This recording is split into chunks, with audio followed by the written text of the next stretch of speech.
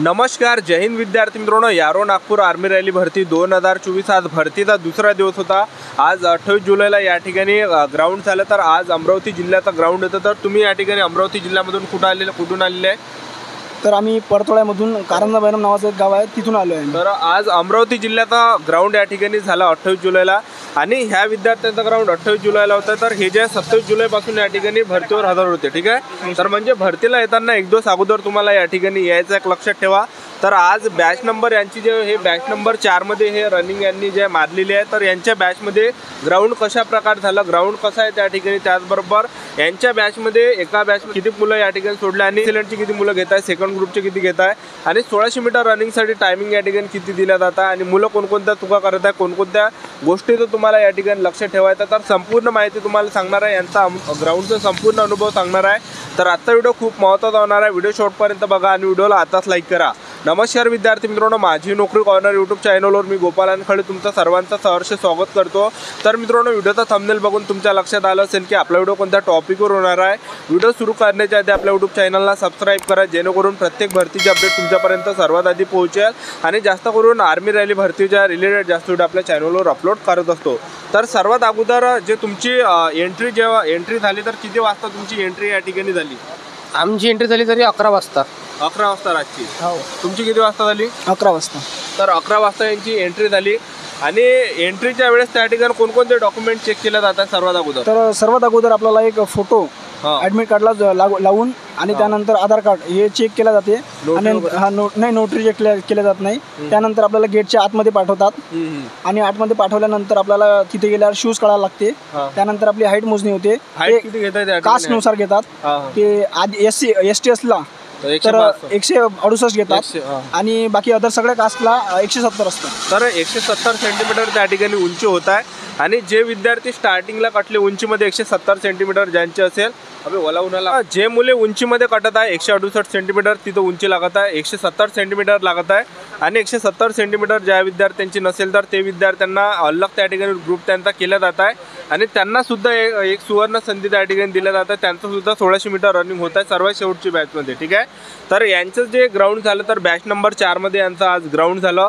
तर सर्वात अगोदर त्या ठिकाणी उंची मोजल्यानंतर समोरची प्रोसेस काय काय होती?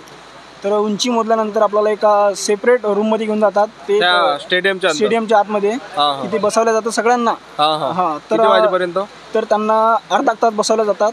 नंतर मग सगळ्यांची प्रोसिजरनुसार त्यांना 10-10च्या बॅचनं त्याला बाहेर नेतात. त्यांची डबल एकदा रिचेकिंग होतात फॉर्मची, ॲडमिट कार्डची आणि ॲडमिट कार्डची चेकिंग झाल्यानंतर त्यांना एका रूममध्ये नेऊन त्यांना एक सिक्का देतात. आर्मीचा सिक्का दिल्यानंतर त्यांना 10-10च्या लाईननं बसवतात. सगळे म्हणजे 100ची बॅच घेतात. एका बॅचमध्ये 100 मुलं असतात.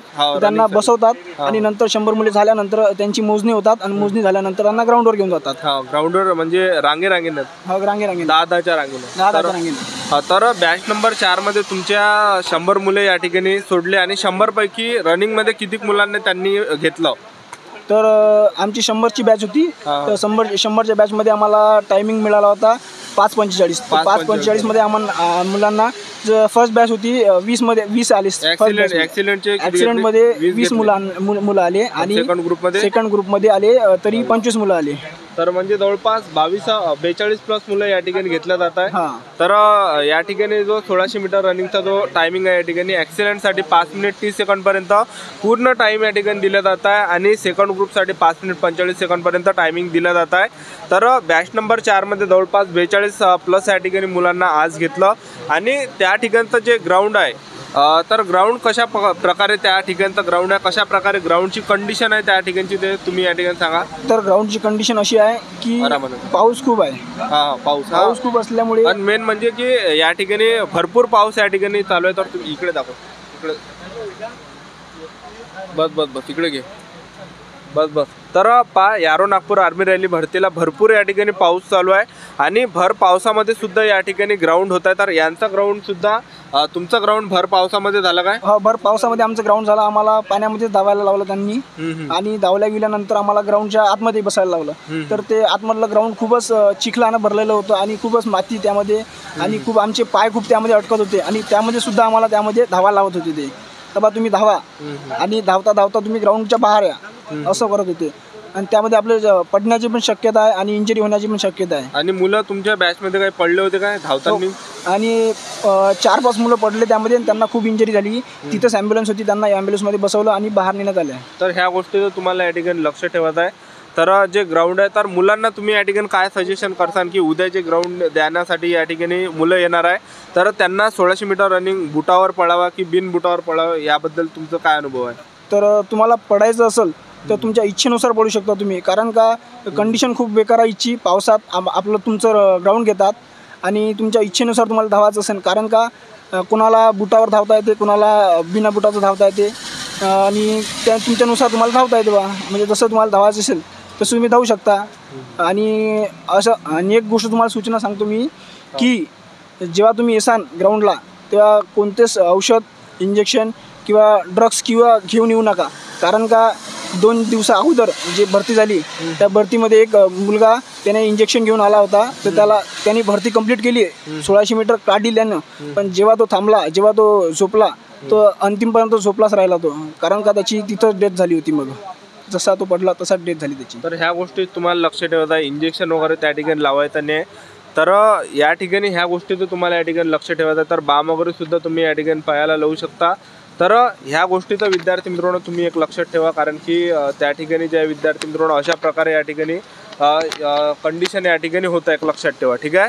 तर अशा प्रकारे जे ग्राउंड या ठिकाणी होतं आणि भर पावसामध्ये या ठिकाणी 1600 मीटर रनिंग मुलांना पळवल्या या ठिकाणी जात आहे.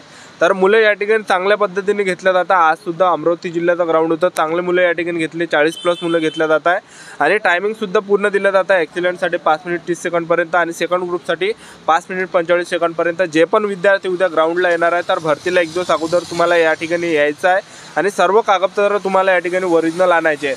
आणि ज्या विद्यार्थ्यांनी रनिंग काढली तर त्या विद्यार्थ्यांना ग्राउंडच्या अंदरच त्या ठिकाणी बसून ठेवलं जात आहे दिवसभर आणि त्यांची पुढील प्रोसेस त्या ठिकाणी होता की त्या ठिकाणी सर्वात अगोदर त्यांच्या हातावर शिक्के वगैरे दिलं जात आहे. ॲक्सिलेंटमध्ये रनिंग काढली तर ॲक्सिलेंटचा, सेकंड ग्रुपमध्ये रनिंग काढली तर सेकंड ग्रुपचा. आणि हे झाल्यानंतर मुलांना त्या ठिकाणी काय होतं की एक फॉर्म त्या ठिकाणी लिहून घेतला जातं, नॉर्मल फॉर्म आहे आणि त्यावर जे फोटो वगैरे सुद्धा आपल्याला चिपकवायचे आहे. आणि ते झाल्यानंतर लॉंग जम्प झालं, त्याचबरोबर झिगझॅग झालं, पुलअप झालं, आणखीन उंची झालं, छाती झालं, हे प्रोसेस त्या ठिकाणी अंदर होत आहे. आणि हे झाल्यानंतर त्या ठिकाणी डॉक्युमेंट व्हेरिफिकेशन होत आहे. तर डॉक्युमेंट व्हेरिफिकेशनला तुम्हाला कोणकोणते कागदपत्र या ठिकाणी लागणार आहे ते तुम्हाला सांगून देतो. तर तुम्हाला हॉल तिकीट या ठिकाणी न्यायचं आहे ओरिजिनल, त्याचबरोबर तुम्हाला आधार कार्ड न्यायचं आहे ओरिजिनल, त्याचबरोबर तुम्हाला 24 फोटो न्यायचा आहे, त्याचबरोबर 10वीचं मार्कशीट, 10वीचं बोर्ड सर्टिफिकेट, 12वीचं मार्कशीट, 12वीचं बोर्ड सर्टिफिकेट, TC झालं, TC नसेल तर बोनाफाईड आणि कास्ट सर्टिफिकेट आणि डोमिशियल, त्याचबरोबर अनमॅरिड सर्टिफिकेट, त्याचबरोबर कॅरेक्टर सर्टिफिकेट, त्याचबरोबर वकिलाजवळ केलेली नोटरी. तर एवढे कागदपत्र तुम्हाला या ठिकाणी भरतीला येताना न्यायचे आहे. ओरिजिनल डॉक्युमेंटसुद्धा तुम्हाला आणायचे आणि प्रत्येकाच्या 2-2 झेरॉक्ससुद्धा तुम्हाला या ठिकाणी आणायचे आहे. ठीक आहे. तर ह्या गोष्टीचं तुम्हाला लक्ष ठेवायचं आहे. तर अशा प्रकारे ज्या विद्यार्थी मित्रांनो यारो नागपूर आर्मी रॅली भरतीचा आज ग्राउंड झालं 28 जुलैला अमरावती जिल्हा होता. तर अशा प्रकारे ग्राउंड या ठिकाणी होता. एका बॅचमध्ये त्यांनी 100 मुले सोडले, 100 पैकी 42 मुलं बॅच नंबर 4 मध्ये घेतले. तर अशा प्रकारे भरती झाली. तर आजच्यासाठी इथंच थांबतो. भेटूया नेक्स्ट व्हिडिओमध्ये. जय हिंद, जय भारत.